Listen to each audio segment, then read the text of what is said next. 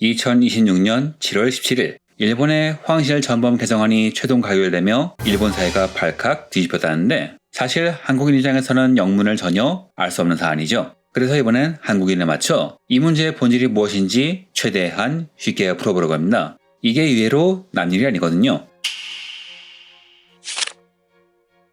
현재 일본 국민의 압도적 다수는 나루히토 일왕의 외동딸인 아이코 공주가 차기 일왕이 되기를 원하고 있다고 합니다. 황가의 일원으로서 보여주는 품위와 행보 덕분이죠. 하지만 일본의 보수 정치권들은 여성은 절대 일왕이 될 수 없다면서 국민의 뜻을 정면으로 거스르는 법안을 통과시켰죠. 이번 개정에서 눈여겨봐야 할 지점은 1947년 현행 황실전범이 제정된 이후 무려 77년 만에 본칙 자체가 바뀌었던 겁니다. 그만큼 무겁고 이례적인 개정이란 뜻이죠. 내용인즉 제2차 세계대전 이후 황족의 지위를 잃고 평민이 된 옛 황족 남성들을 양제로 들여 어떻게든 남성 중심의 황위 계승을 유지하겠다는 겁니다. 이에 일본 국민들의 반응은 상당히 안 좋은데요. 이 법안 강행으로 인해서 다카이치 사나이 총리의 지지율은 개정안 통과 직후 조사에서 마인치 신문 기준 54%에서 41%, 아사히 신문 기준에서 60%에서 53%로 급감했고 내가 출범 이후 처음으로 부정평가가 긍정평가를 앞서는 상황마저 벌어졌죠.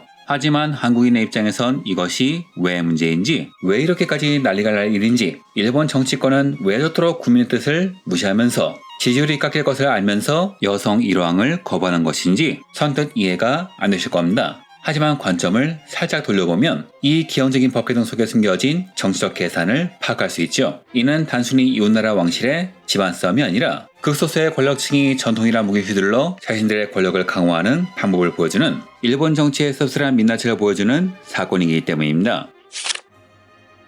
일본의 보수와 극우 세력이 남성 계승에 목을 매는 배경에는 소위 Y염색체 신화가 자리잡고 있습니다. 이들은 초대 신무 일왕부터 이어진 Y염색체가 단 한 번의 단절도 없이 이어져야만 일본이란 국가의 근본 정체성이 유지된다고 믿습니다. 그래서 그들은 일본을 영원히 하나의 핏줄이 이어진다는 뜻의 만세일계의 나라라고 부르죠.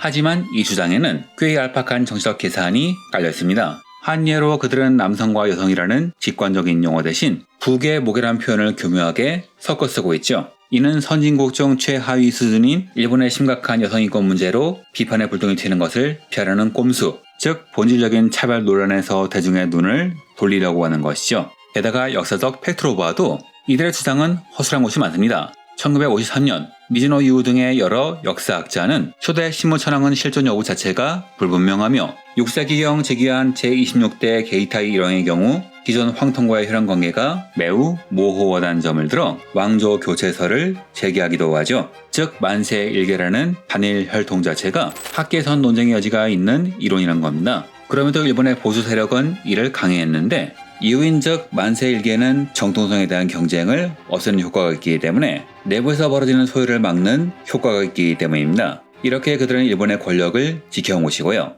그런데 이번 법 개정은 이를 중요시하는 보수가 스스로 만세일계를 직접 흔드는 기존까지의 행동과는 모순된 행보인 것이죠. 그렇다면 왜 그들은 기존의 방침을 바꾸고 국민들의 반발도 물었으며 이런 정치적 무리수를 강행하는 것일까요? 이는 일본의 정치권과 그 배후에 있는 우파 세력, 그리고 권력욕 때문이라는 해석이 많습니다.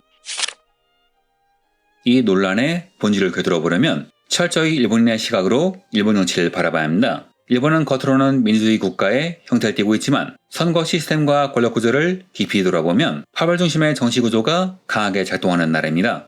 총리를 국민이 직접 보는 것이 아니라 국회의원들이 뽑기 때문에 정치인들에게는 국민의 눈치보다 자신이 속한 계파의 이익이 훨씬 중요합니다. 그리고 그보다 중요한 것은 자신에게 공천을 준 계파 수장의 심기죠. 수장의 눈밖에 나면 공천은커녕 정치를 하기 위한 정치자금과 후원의 협조조차 얻을 수가 없으니까요. 그래서 일본 정계에서는 일본의 진짜 지배자는 총리도 일왕도 아닌 계파의 수장이라는 이야기가 공공연하게 나오기도 하지요. 그렇다면 현재 막강한 계파의 수장은 누구일까요? 바로 자민당의 거물 아소 타로입니다. 원래 일본 정계의 최대 파벌은 구 아베파였습니다. 하지만 2023년 일본을 뒤흔들었던 비자금 스캔들로 인해 경쟁 계파들이 줄줄이 박살나면서 결과적으로 가장 온전하게 살아남은 세력이 바로 아소의 계파였죠. 최근 다카이치 총리가 독자적인 세력을 키워 아소의 영향력에서 벗어나려고 하고 있지만 그럼에도 아소는 다카이치 정권의 킹메이커이자 사실상 상황 노릇을 하고 있다는 평가를 받는 인물입니다.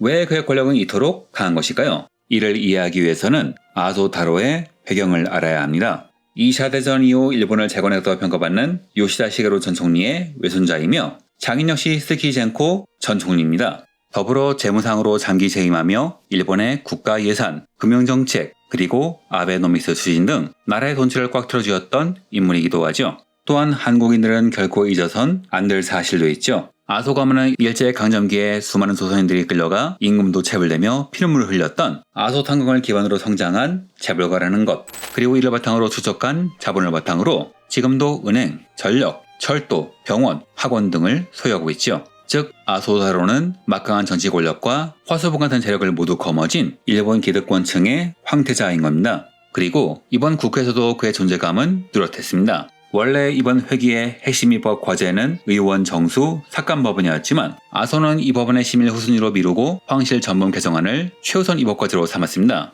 그러니까 이번 개정안이 이 정도 속도와 강도로 통과된 배경에는 아소다로의 정치적 판단과 영향력이 상당히 작용했다는 것이 정치권 안팎의 대체적인 평가이기도 하죠. 그렇다면 아소의 노림수는 무엇일까요? 이후부터 진행할 이야기는 어디까지나 추측으로 생각해 주시길 바랍니다. 이번 황실 전범 개정의 진짜 핵심은 단 하나, 아이코 공주를 일왕에서 영원히 배제하는 겁니다. 이를 위해 1947년 평민이 된 이후 80년 가까이 남남으로 살아온 옛 반개의 왕족 남성을 황실에 수혈을 하겠다는 그들이 주장하는 만세 일개와 모순된 법안을 밀어붙이는 것이죠. 그 과정도 매끄럽지 않았습니다. 일본 국민들은 헌법 제14조, 모든 국민들은 법 앞에 평등하며 문제에 의해 차별받지 않는다를 들어 아이코 공주의 즉위가 마땅하다고 주장하지만 하지만 정부는 헌법 제2조를 방패막이로 삼으며 황실은 인간의 기본권이나 평등이란 잣대로 잴 수 없는 신성한 영역이라면서 법안을 강행했었죠. 게다가 당초 여야가 합의했던 국회안은 옛 왕족의 양자 입정만을 허용하는 수준이었는데 하지만 다카이치 정부는 법안의 최종 처리 과정에서 양자로 들어온 본인에게는 계승권이 없으나 그가 낳은 아들에게는 계승권을 부여한다는 당초 합의 틀에 없었던 조항을 새로 끼워 넣어서 강행 통과시켰습니다. 이른바 날치기인 거죠. 이는 쉽게 말해 황족이 아니어도 피만 섞이면 된다는 뜻. 황통을 지키기 위해서 직계혈통인 아이코 공주는 죽어도 일원이 될 수 없지만 평민이어도 피만 섞이면 일원이 될 수 있다는 기형적인 논리를 밀어붙이는 것이죠. 이러니 야당은 물론이고 보수의 스피커인 요미우리 신문조차 사설에서 전후 80년 걸쳐 일원과 국민이 쌓은 유대를 위로 돌릴 수 있다는 결함투성이 제도 변경이라면서 반발하고 있죠. 국민 역시 왜 헌법까지 무시해가면서 생판남을 일왕으로 모셔야 하면서 분노하고 있고요. 즉 이번 황실 전범 개정은 헌법 및 민주주의에 관련된 갈등인 겁니다. 그렇다면 왜 정부는 이런 국민들의 반발을 감내하면서 법 개정을 강행하는 것일까요? 일본 국민들이 생각하는 시나리오는 다음과 같습니다. 자민당의 아소다로 부총재의 친동생인 노부코는 1980년에 쇼와 천황의 조카인 도모히토 친왕과 결혼한 현직 황족입니다. 풀네임은 도모히토 신노히 노부코라고 하지요. 즉 아소는 정재계만이 아니라 황실과도 깊은 관계를 맺고 있는 인물인 거죠. 과거 일본 역사 속 후지와라 가문은 자신의 딸들을 일왕과 결혼시켜 권력을 장악하는 섭관 정치를 펼쳤습니다. 즉 일본에서는 황실과 인척관계에 있는 아소 가문이 이번 개정을 계기로 황실에 더 가까이 다가가면서 현대판 외조 정치를 하는 것이 아니냐는 우려를 갖고 있는 것이죠. 시나리오는 대략 다음과 같습니다. 노부코에겐 딸만 있을 뿐 아들이 없으므로 적당한 남성을 양자로 들인다. 그리고 그 양자를 아이코 공주와 결혼시킨다. 그 다음에 둘 사이에서 태어난 남자아이를 차기 일왕으로 앉힌다. 다시 말해 아소다로의 생질 손자가 차기 일왕이 될 수도 있다는 뜻이죠. 한국 사람들은 일왕이 군림하나 통치하지 않는다면서 권력이 없다고 생각하지만 실제로 일왕은 90%에 달하는 지지율을 바탕으로 일본 국민의 정서를 움직이는 거대한 상징적 힘을 가지고 있죠. 그러니 아소 가문과 우파 세력이 원하는 정치적 아젠다를 마음대로 펼칠 때 이번 개정으로 만들어질 차기 황통이 어떤 형태로든 힘을 실어줄 가능성을 배제할 수 없다는 것이 이번 법 개정이 논란이 되는 이유라는 겁니다. 그리고 일본 국민들은 이것이 헌법을 위반한 것이며 이것이 그들이 사랑하고 존경하는 아이코 공주에게 끼치는 영향 때문에 너나 할 것 없이 분노하는 것이죠. 정리하자면 이렇습니다. 일본의 정계와 재계를 움직이는 거물의 입김이 강하게 작용하는 상황, 평등을 외치는 자국민의 목소리를 무시하고 한나라의 최고 상징인 황실의 법마저 정치적 이해관계에 따라서 뜯어고친 상황, 그리고 그 대상이 일본인들이 좋아하는 황과와 관련된 겁니다. 그래서 일본 국민들의 우려가 끊이지 않는 것이고요. 이것이 일본 민주주의와도 이어져 있기에 일본에서 논쟁이 되는 것이겠죠. 이번 2026년 황실 전범위성 사태는 일본이 민주주의 시스템을 갖추고는 있지만 그 작동 방식 안에는 여전히 소수의 계파와 권력자의 이해관계가 짙게 작용하고 있다는 하나의 증거가니까요. 그래서 일본이 민주주의 국가라기보다는 봉건주의 국가라 불리는 것이고요. 이상 지식공장장의 지식공장이었습니다. 감사합니다.